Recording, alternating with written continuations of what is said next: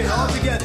Matthew, Mark, Luke, John, Acts, Romans, 1st and 2nd Corinthians, Galatians, Ephesians, Philippians, Colossians, 1, 2 Thessalonians, 2 Timothys and Titus, and Philemon and Hebrews, and James and Peter, 1 and 2, and 3 from John and 1 from Jude, Revelations ends at the New Testament. Gonna memorize it cold. New Testament. We're gonna memorize it cold. That's right, New Testament. Hi everyone, this is Pastor Brendan Johnston at Bethlehem Lutheran Church. Welcome to the first of a few videos exploring the New Testament letters. The goal with these videos is to quickly cover the lessons we didn't get to in our confirmation classes. But while we are at it, it seems good to share these with the whole congregation and anyone who might tune in for a quick introduction or refresher on these key New Testament books. If parents are able to join in and share in some of the discussions that I'll suggest as we go through this, that would be fantastic. But that's also not required.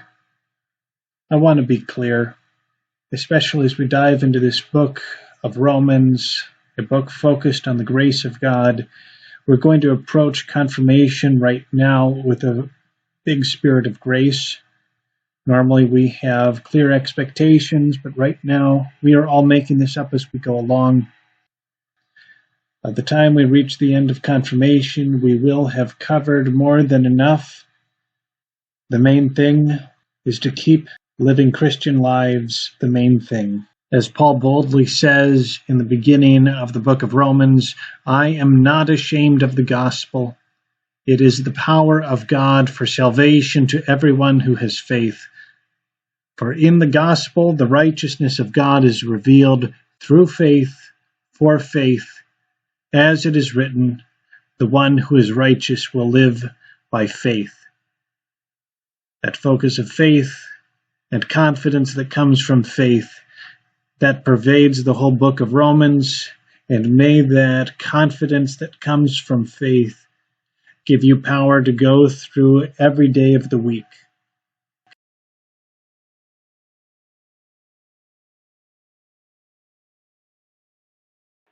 In a world where one man wanted desperately to travel to a community he has never visited, there is only one choice: a letter. Paul writes of righteousness, sanctification, and how to follow the way of Jesus.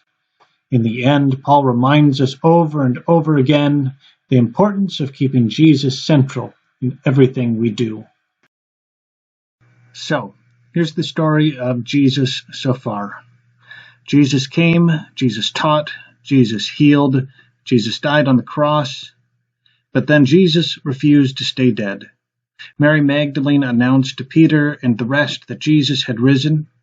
In Jesus' resurrection, God's kingdom had come. Because Jesus was alive, all the followers of Jesus went out with the message and called everyone to believe in Jesus, to live like Jesus.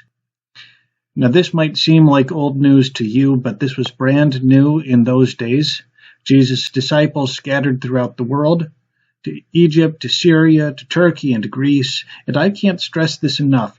As the first Christians announced the good news of Jesus, people around the world responded in faith at a shocking pace. People heard something in Jesus that they hadn't known that they were hungry for. Now, maybe you'll remember a guy named Paul who had started out persecuting the church, arresting Christians. Paul ultimately started believing in Jesus. Out of his newfound faith and his guilt over his persecution of Christians, Paul traveled across the world. He was driven and passionate, starting churches all over the place, in Galatia, in Ephesus, in Thessalonica, in Philippi, in Corinth, but he wanted to go even further. Already at that time, there was a church in the great city of Rome, and Paul hoped to reach out to them to find support so he could travel all the way to Spain on the far side of the Mediterranean, because no one had yet proclaimed the good news of Jesus there yet. But in order for that to happen, Paul needed to introduce himself to this city that he had never visited before, so he sent a letter to the city of Rome to explain not only his goal and his mission, but also to lay out as clearly as he could the whole meaning and power of the good news of Jesus as he understood it.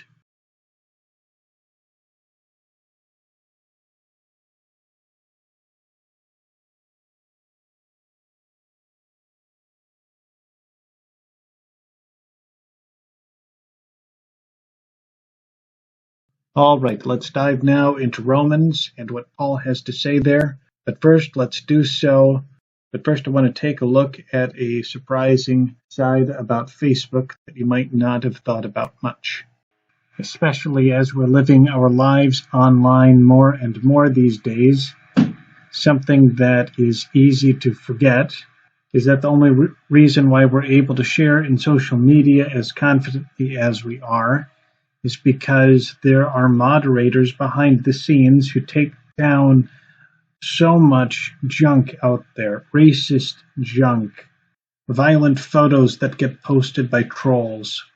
One of Facebook's moderators described their job as seeing the darkest side of humanity.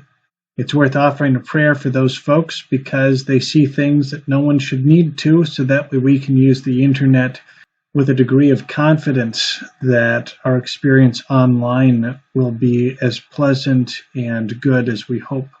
I mention that not necessarily to be a downer, but the truth is that the way that Paul begins his letter to the Romans, he begins by giving us this head-on collision with the darkness that is within humanity. In chapter 1, he talks about how the wrath of God is revealed from heaven against all ungodliness and wickedness and those who by their wickedness suppress the truth. He says how there is no one who is righteous, not even one. There's no one who has understanding, no one who seeks God. This can feel like a really bleak assessment of humanity, but it also gets to the deep spiritual truth that when we say that we're only human, we're recognizing we as people, we're vulnerable to sin, we're imperfect, we make mistakes, we forget who we want to be, and this is a sign of the presence of sin among us. And God is absolutely grieved, God is absolutely sad and angry about every single sin that has ever been committed against you. Every time you've been hurt, that hurts God. Every time someone has made you feel like trash, every lie that's been told about you, even the sins that have been committed against you that you have never known about. And while we're at it, let's also remember that God is also grieved by all of the sins that you have committed too. God sees it all, and it grieves God. And yet, and this is the important thing about God, even though God is grieved by all the sin in the world, God is determined not to give up on us, not to give up on you, not to give up on the world. God's love is greater than our sin. God's love drives God to overcome our sin. But how exactly does God deal with sin? I know we talk about God's love and forgiveness, but think for a moment. How does God actually deal with sin? Or maybe first, think about how you deal with sin. Think about a time when you needed to forgive someone. When you forgave them, I wonder, did you say something like this? Did you say something like, it's okay, don't worry about it, it's not a problem, it doesn't matter? We know what we mean when we say, look, it doesn't matter, but God doesn't see it that way. God knows that sin isn't okay. God never says that sin doesn't matter. The effects of sin can stick with us long after we were wronged. So how does God deal with sin? God takes all of God's righteousness, and rather than telling us to measure up to God's goodness, rather than taking God's holiness as a hammer to punish sinners into the dirt, God takes our sin for us on the cross, and God gives us God's righteousness as a gift. God deals with sin not by telling us that it doesn't matter. God also doesn't deal with sin by cracking down on us for not measuring up. But Jesus went to the cross to bury our sin in the dirt, and Jesus rose again to give us God's own righteousness as a gift. As Paul writes in Romans chapter 3, "But now, apart from the law, the righteousness of God has been revealed, and it's attested to by the law and the prophets, the righteousness of God given through faith in Jesus Christ for all who believe." I don't want you to rush past this too quickly. Most people spend their whole lives thinking that God means they have to be good enough. There's a problem, though.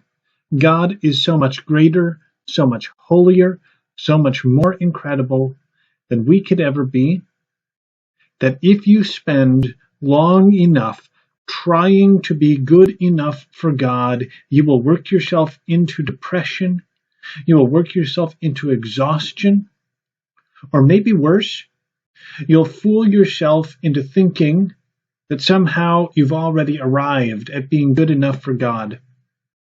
Instead, and this is the thing that blew Martin Luther's mind when he began the Reformation, this is the thing that has inspired countless people of faith through the years. It's never been about being good enough for God, because God gives himself away. God takes the worst of us with us into the grave of Jesus, and God gives us God's own holiness as a gift. God makes us part of God's family and gives us all of the rights and privileges that go along with having the holiness of Jesus Christ himself. Not that we have become that holy, but God gives it to you as a gift. It is said elsewhere that when God looks at you, God sees Jesus. That is how connected you are to Jesus through faith. This flips the whole idea of being good enough for God on its head. You never needed to be good enough for God. God was so good that God refused to be without you. That is what unconditional love means from God's point of view, and the unconditional love of God changes everything. Paul then talks about how we are justified by faith, and so we have peace with God through Jesus Christ. And through Jesus Christ we have obtained access to this grace of God in which we stand, and we get to boast in our hope of sharing the glory of God.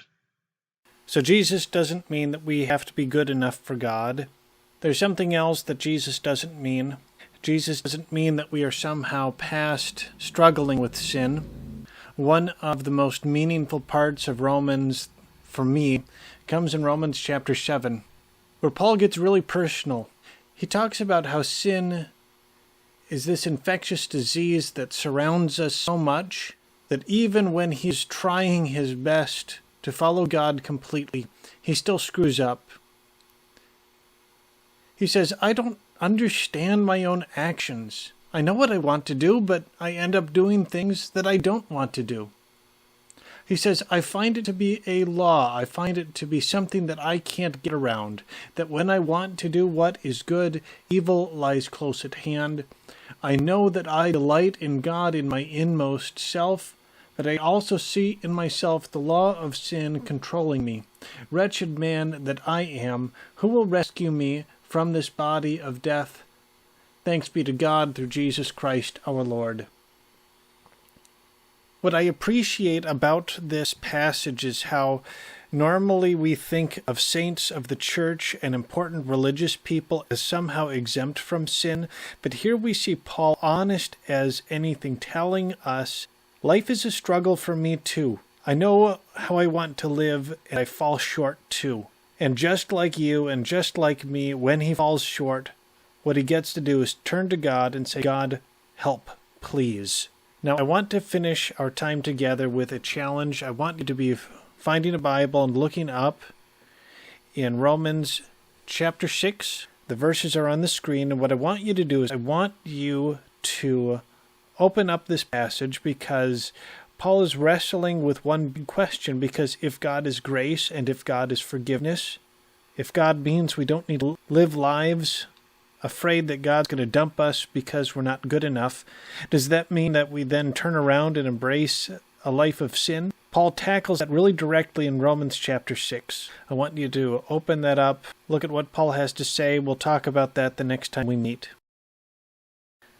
God bless you all. See you next time we connect. Bye.